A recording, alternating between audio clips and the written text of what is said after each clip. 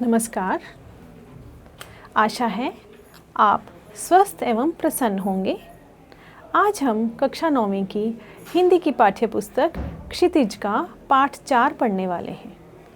पाठ का नाम है सांवले सपनों की याद। इस पाठ में हम डॉक्टर सालिम अली जी के जीवन के बारे में जानेंगे, जिन्होंने पक्षियों की खोज और उनके संरक्षण हेतु अपना पूरा जीवन समर्पित कर दिया। सन 1987 में डॉक्टर सालिम अली जी की मृत्यु के तुरंत पश्चात उनके मित्र जाबिर हुसैन ने इस पाठ को डायरी शैली में लिखा और ये एक संस्मरण है। बच्चों, संस्मरण स्मृति यानी यादों के सहारे लिखा गया एक आलेख होता है। साहित्य की अन्य विधाओं कविता, कहानी, नाटक, निबंध, रिपोर्टाज, डायरी, आत्मकथा आदि की तरह संस्मरण भी बेहद लोकप्रिय विधा है। लेखक जाबिर हुसैन हिंदी, उर्दू, अंग्रेज़ी तीनों भाषाओं में लेखन करते रहे हैं। इनकी रचनाओं में डोला बीबी का मज़ार, जो आगे हैं, अतीत का चेहरा, लोगां, एक नदी रेत भरी प्रमुख हैं। सन 1945 में बिहार में जन्मे जाबिर हुसैन बिहार के मंत्री और बिहार विधान परिषद के सभापति भी रह चुके हैं। इन्होंने संघर्षरत आदमी को अपने साहित्य में विशेष स्थान दिया है। इनकी भाषा सहज व सरल है, लेकिन कहीं कहीं जटिल हो जाती है। इन्होंने डायरी विधा में एक अभिनव प्रयोग किया है, जो अपनी प्रस्तुति शैली और शिल्प में नवीन है। लेखक जाबिर हुसैन ने पक्षी प्रेमी सालिम अली की मृत्यु से उत्पन्न दुख एवं अवसाद को सांवले सपनों की याद के रूप में प्रस्तुत किया है। क्या सपने सांवले भी हो सकते हैं? क्यों नहीं? यदि अच्छे सपने सुनहरी हो सकते हैं, खुश होने पर तबीयत हरी हो सकती है, शर्म से चेहरा लाल, डर से पीला, कलंक काला हो सकता है, तो क्या सपने सांवले नहीं हो सकते? रंग कभी कभी हमारी मानसिक स्थिति को प्रकट करने का माध्यम भी बन जाते हैं। लेखक सालिम अली की मृत्यु से शोकग्रस्त है, इसलिए उन्होंने सपनों को सांवला कहा है। सांवला रंग हल्का काला होता है, जो कभी कभी दुख का भाव प्रकट करता है। इसी से पाठ के शीर्षक की सार्थकता भी स्पष्ट हो जाती है। आइए पाठ पढ़ते हैं। सांवले सपनों की याद। सुनहरे परिंदों के खूबसूरत पंखों पर सवार सांवले सपनों का एक हुजूम मौत की खामोश वादी की तरफ अग्रसर है। कोई रोक टोक सके? कहाँ संभव है।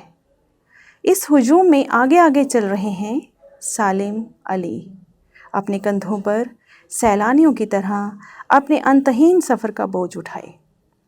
लेकिन यह सफ़र पिछले तमाम सफ़रों से भिन्न है। भीड़ भाड़ की ज़िंदगी और तनाव के माहौल से सालिम अली का यह आखिरी पलायन है। अब तो वो उस वन पक्षी की तरह प्रकृति में विलीन हो रहे हैं, जो ज़िंदगी का आखिरी गीत गाने के बाद मौत की गोद में जा बसा हो। कोई अपने जिस्म की हरारत और दिल की धड़कन देकर भी उसे लौटाना चाहे, तो वह पक्षी अपने सपनों के गीत दोबारा कैसे गा सकेगा? मुझे नहीं लगता कोई इस सोए हुए पक्षी को जगाना चाहेगा।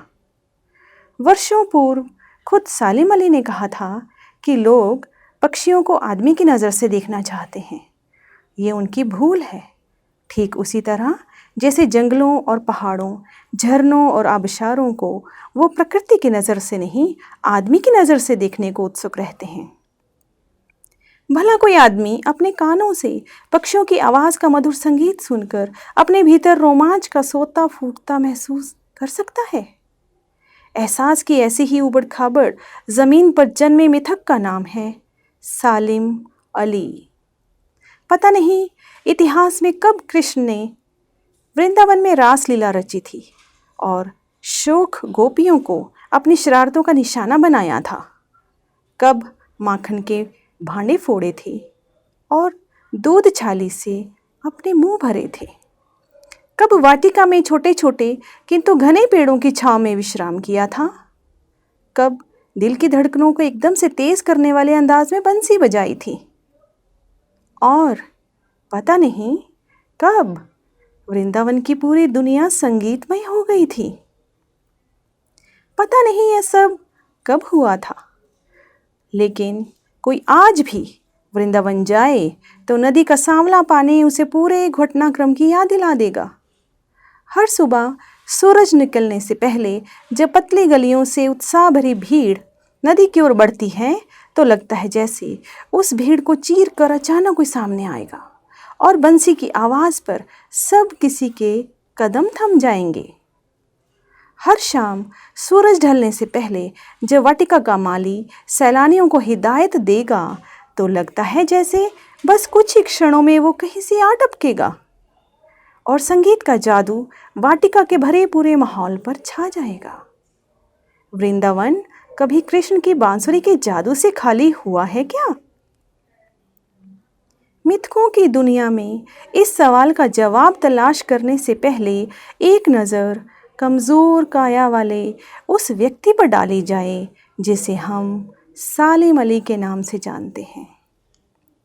उम्र को शती तक पहुंचने में थोड़े ही दिन तो बच रहे थे।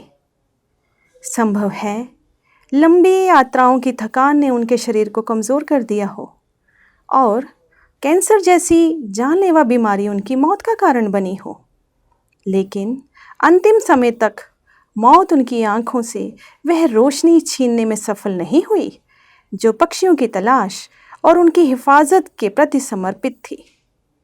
सालिम अली की आंखों पर चढ़ी दूरबीन उनकी मौत के बाद ही तो उतरी थी। उन जैसा बर्ड वॉचर शायद ही कोई हुआ हो, लेकिन एकांत क्षणों में सालिम अली बिना दूरबीन भी देखे गए हैं। दूर क्षितिज तक फैली ज़मीन और झुके आसमान को छूने वाली उनकी नज़रों में कुछ कुछ वैसा ही जादू था जो प्रकृति को अपने घेरे में बांध लेता है। सालिम अली उन लोगों में से थे जो प्रकृति के प्रभाव में आने की बजाय प्रकृति को अपने प्रभाव में लाने के कायल होते हैं। उनके लिए प्रकृति में हर तरफ एक हंसती खेलती रहस्य भरी दुनिया पसरी थी। यह दुनिया उन्होंने बड़ी मेहनत से अपने लिए गढ़ी थी। इसके गढ़ने में उनकी जीवन साथी तहमीना ने काफ़ी मदद पहुंचाई थी। तहमीना स्कूल के दिनों में उनकी सहपाठी रही थीं। अपने लंबे रोमांचकारी जीवन के ढेर सारे अनुभवों के मालिक सालिम अली एक दिन केरल की साइलेंट वैली को रेगिस्तानी हवा के झोंकों से बचाने का अनुरोध लेकर चौधरी चरण सिंह से मिले थे। वे प्रधानमंत्री थे। चौधरी साहब गांव की मिट्टी पर पड़ने वाली पानी की पहली बूंद का असर जानने वाले नेता थे। पर्यावरण के संभावित खतरों का जो चित्र सालिम अली ने उनके सामने रखा, उसने उनकी आंखें नम कर दी थीं। आज सालिम अली नहीं हैं, चौधरी साहब भी नहीं हैं। कौन बचा है जो अब सौंधी माटी पर उगी फसलों के बीच एक नए भारत की नींव रखने का संकल्प लेगा? कौन बचा है जो अब हिमालय और लद्दाख की बर्फीली ज़मीनों पर जीने वाले पक्षियों की वकालत करेगा? सालिम अली ने अपनी आत्मकथा का नाम रखा था फॉल ऑफ अ स्पैरो।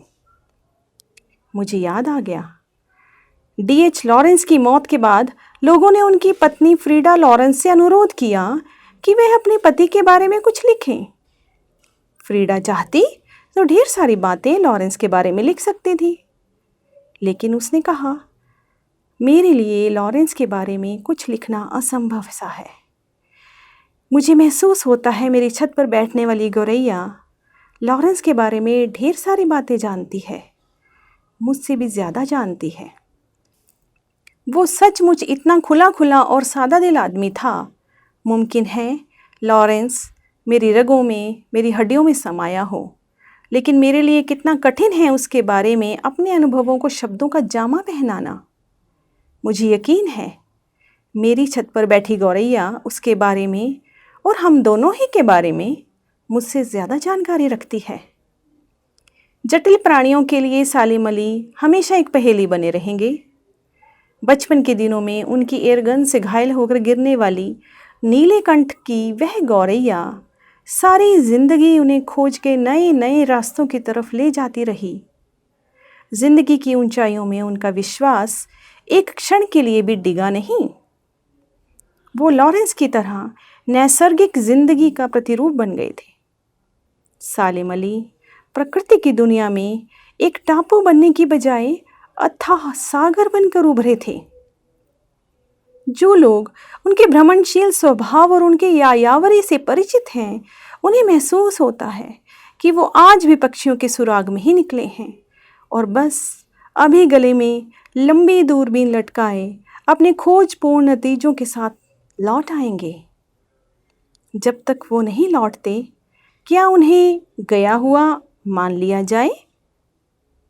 मेरी आंखें नम हैं। सालिम अली, तुम लौटोगे ना? बच्चों, कैसा लगा पाठ पढ़कर?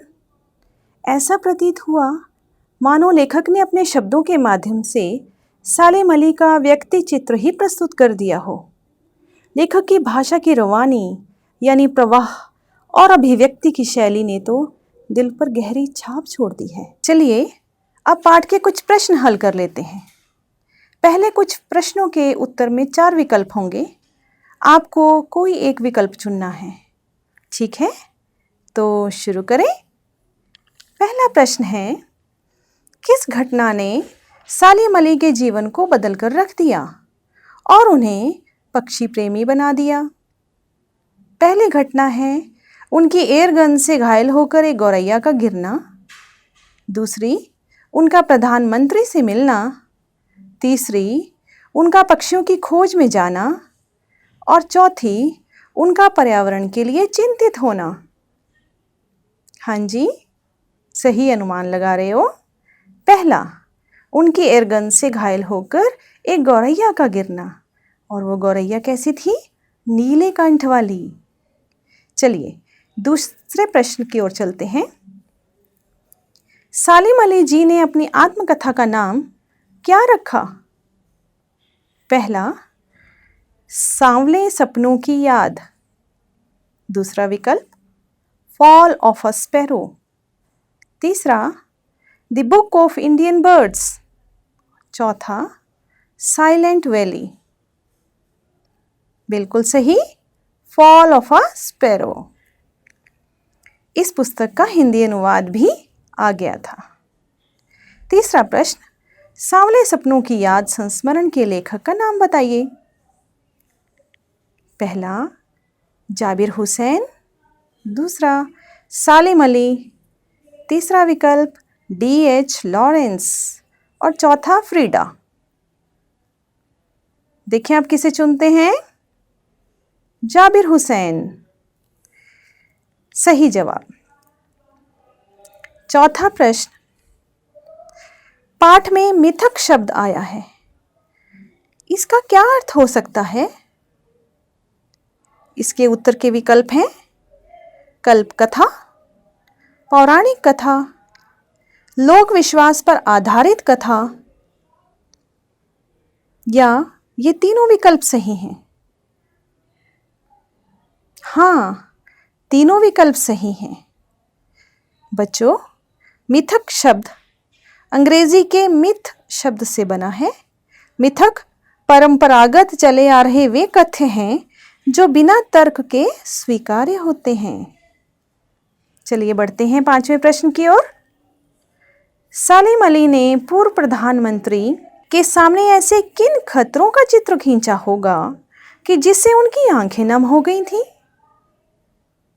पहला विकल्प, पक्षियों को रेगिस्तान के खतरे का। दूसरा, पर्यावरण प्रदूषण का। तीसरा, समुद्री हवाओं से खतरों का। और चौथा, केरल की साइलेंट वैली पर रेगिस्तानी हवा के झोंकों के खतरों का मंडराना। ठीक कहा, चौथा विकल्प, केरल की साइलेंट वैली पर रेगिस्तानी हवा के झोंकों के खतरों का मंडराना। अगला प्रश्न, लॉरेंस की पत्नी फ्रीडा ने ऐसा क्यों कहा होगा कि मेरी छत पर बैठने वाली गौरैया लॉरेंस के बारे में ढेर सारी बातें जानती है? इसके उत्तर के विकल्प हैं। पहला, लॉरेंस का व्यक्तित्व साधारण व खुला खुला सा था। दूसरा, उनके बारे में कुछ भी छिपा ना था। तीसरा, वे छत पर गौरैया आदि पक्षियों के साथ बहुत सारा समय बिताते थे। और चौथा विकल्प है उपरोक्त सभी। हाँ, यहाँ उपरोक्त सभी सही जवाब है, क्योंकि ये तीनों बिंदु लॉरेंस के व्यक्तित्व का ही बखान कर रहे हैं। अगला प्रश्न, लेखक जाबिर हुसैन की भाषा शैली की प्रमुख विशेषताएं हैं। लेखक ने हिंदी, उर्दू, अंग्रेजी शब्दों का प्रयोग किया है।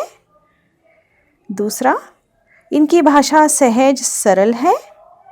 तीसरा, लेखक ने डायरी व चित्रात्मक शैली में अपने मनोभावों को व्यक्त किया है। और चौथा विकल्प, सभी विकल्प सही हैं। हाँ, सभी विकल्प सही हैं, क्योंकि ये सब खूबियाँ लेखक जाबिर हुसैन की रचनाओं में देखने को मिलती हैं। चलिए अंतिम प्रश्न की ओर बढ़ते हैं। सालिम अली प्रकृति की दुनिया में एक टापू बनने की बजाय क्या बनकर उभरे? रेगिस्तान, गहरी झील, अथाह सागर या नीला समुद्र? सही चुनाव है अथाह सागर, क्योंकि बच्चों, टापू ऐसा स्थान होता है या ज़मीन का टुकड़ा होता है जो चारों तरफ से पानी से घिरा होता है। ये सीमित होता है, जबकि सागर बहुत विस्तृत, विशाल, गहरा होता है। सालिम अली का व्यक्तित्व अथाह सागर की तरह था। बच्चों, अब एक प्रश्न चर्चा हेतु ले लेते हैं। पर्यावरण को बचाने के लिए हम किस प्रकार अपना योगदान दे सकते हैं? मेरा विचार है, इसके लिए हमें निरंतर छोटे छोटे प्रयास करते रहना होगा, हर भारतीय को, क्योंकि छोटे छोटे सकारात्मक प्रयास ही एक दिन बड़ा बदलाव लाते हैं। जापान में इसे काइज़ेन कहा जाता है। यदि हम सब थोड़ी थोड़ी बिजली, जल, ईंधन रोज़ बचाते रहें, पेड़ पौधे लगाते रहें, कूड़ा कचरा ना फैलाएं, प्लास्टिक और कागज़ का उपयोग सीमित कर दें, पशु पक्षियों की देखभाल करना आरंभ कर दें, नदी, तालाबों, झीलों को प्रदूषण मुक्त करने लगें, तो एक दिन अवश्य ही भारत स्वर्ग सा सुंदर बन जाएगा। मुझे मालूम है आपके पास इनसे भी बेहतर सुझाव होंगे।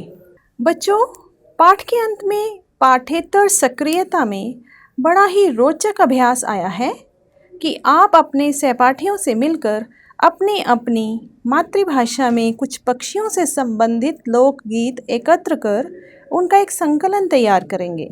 यह परियोजना कार्य का एक भाग भी हो सकता है।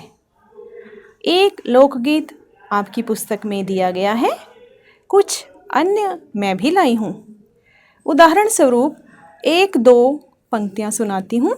जैसे बांग्ला में एक गीत है जिसमें मन के भाव भरे उद्गार प्रकट करने हेतु पक्षी तोते को माध्यम बनाया गया है। गीत के बोल इस प्रकार हैं। ओ तोता पाखी रे, शिकुल खुले उड़िए देबो, माँ के जो दिए ने दाओ, आमर माँ के जो दिए ने दाओ, ঘুমিয়েছিলাম মায়ের কোলে, কখন যে মা গেল চলে, সবাই বলে ওই আকাশে লুকিয়ে আছে খুঁজে নাও, তোতা পাখি রে। संदेशा भिजवाने हेतु कोयल को माध्यम बनाने वाला एक सुंदर अवधि गीत है। अरे अरे काली कोयलिया ने बत देया बौरे, कोयल रे हम घर कन्या कुंवार, तुरची हो बियाहू रे। एक बेहद लोकप्रिय राजस्थानी लोकगीत जिसमें मोर वर्षा का संदेश लाते हैं। मोर बोले रे उमल जी आबुरे पाड़ाम हुमल जी, मोर बोले रे बेगाई जोरे हुमल जी आबुरी धरती में हुमल जी बेगाई जोरे। इसी कड़ी में आगे है एक पहाड़ी लोकगीत जिसमें केश विन्यास के लिए दुल्हन पक्षियों का सहारा या उनका उदाहरण दे रही है। ओ सिरे मेरे छैल गुंदिया साईबा हो पर पाई दे मोर को गिया साईबा। अंत में एक बहुत ही प्रसिद्ध पंजाबी लोकगीत जिसमें कुंवारी कन्याओं को चिड़ियों सा बताया गया है। साडा चिड़ियां दा चंबा वे बाबुल साई उड़ जाना, साडी लम्मी उडारी वे बाबुल केड़े देस जाना। तो देखा, पक्षी सदियों से हमारे जीवन का एक अभिन्न हिस्सा रहे हैं। बच्चों, भाषाओं, बोलियों, खान पान, पहनावे आदि में हमारा भारत जितना समृद्ध है उतना धरा पर शायद ही कोई अन्य राष्ट्र होगा। यहाँ लोकगीतों का भी अपार भंडार है। कहीं आधुनिकता की दौड़ में ये खजाना लुप्त ना हो जाए, इसे सहेजना हमारा परम कर्तव्य है। ये नया भारत है बच्चों, अपनी संस्कृति और गौरवशाली परंपराओं में जड़ें जमाए आसमान की बुलंदियों को छूता भारत। सालिम अली, जिनका पूरा नाम था डॉक्टर सलीम मोइजुद्दीन अब्दुल अली, जो सालिम अली के नाम से विश्वविख्यात पक्षी प्रेमी बने। अली एक पक्षी विज्ञानी अर्थात बर्ड वॉचर थे। इन्हें भारत का पक्षी राजन भी कहा जाता है। 12 नवंबर 1896 को जन्मे सालिम अली की एयरगन से एक नीले कंठ वाली गौरैया घायल हो गई थी। बस तब से शुरू हुआ उनका सफ़र उनकी मौत तक चला। भारत के लगभग हर कोने से लेकर सिंध, पाकिस्तान, बांग्लादेश, अफ़गानिस्तान तक ये सफ़र चलता ही रहा। सालिम अली गले में दूरबीन लटकाए जब पक्षियों की खोज में निकलते तो घंटों, दिनों, महीनों का भी उन्हें अनुमान न रहता। बीहड़ों, जंगलों, पहाड़ों, रेगिस्तानों, घाटियों, दर्रों में शायद ही कोई ऐसा स्थान रहा होगा जहाँ सालिम के भारी गम बूटों के चिन्ह अंकित ना हुए हों। जिस बया पक्षी को विश्व के वैज्ञानिक पूर्णतः लुप्त मान चुके थे, उसे भी इन्होंने उत्तराखंड की पहाड़ियों में खोज निकाला। इनकी पुस्तकों फॉल ऑफ अ स्पैरो और the book of Indian birds ने इन्हें विश्व भर में ख्याति दिलाई। इन्हें अनेकों राष्ट्रीय, अंतर्राष्ट्रीय सम्मान व पुरस्कार मिले, जिनमें भारत सरकार द्वारा पद्म भूषण, पद्म विभूषण, वन्य जीव संरक्षण हेतु राष्ट्रीय पुरस्कार आदि उल्लेखनीय हैं। सम्मान स्वरूप इन्हें सन 1985 में राज्यसभा का सदस्य भी मनोनीत किया गया था। 20 जून 1987 को डॉक्टर सालिम अली अपने प्रिय पक्षी जगत और इस संसार को अलविदा कह गए। पाठ की अंतिम पंक्ति अभी भी मेरे जहन में घूम रही है, जिसमें लेखक लिखते हैं, मेरी आंखें नम हैं, सालिम अली तुम लौटोगे ना? बच्चों, क्या सालिम अली लौट सकते हैं? सोचिए। हाँ, क्यों नहीं? मेरा मानना है वे अवश्य लौट सकते हैं, यदि हम और आप जैसे अनगिनत छोटे छोटे सालिम अली मिलकर पशु पक्षी जगत और पर्यावरण के संरक्षण हेतु आगे आएंगे और कार्य करेंगे, तो क्या हम भी उन महान सालिम अली का ही एक लघु रूप ना होंगे? इसी आशा और विश्वास के साथ मैं विदा लेती हूँ। धन्यवाद। नमस्कार।